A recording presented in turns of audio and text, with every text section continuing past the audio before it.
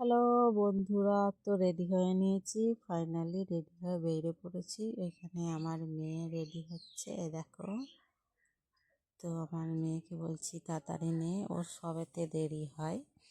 দেখো রেডি হচ্ছে। তো কোথায় যাচ্ছি সেইটা বলে দিই।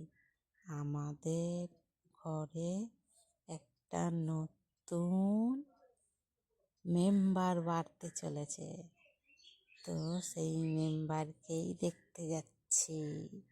দেখো ওখানে ছোট মা যাবে, আমার মেয়ে যাবে, বেরিয়ে পড়েছে। আর ওর ভাই ধরেছে কান্না, আমিও যাব তোমাদের সাথে।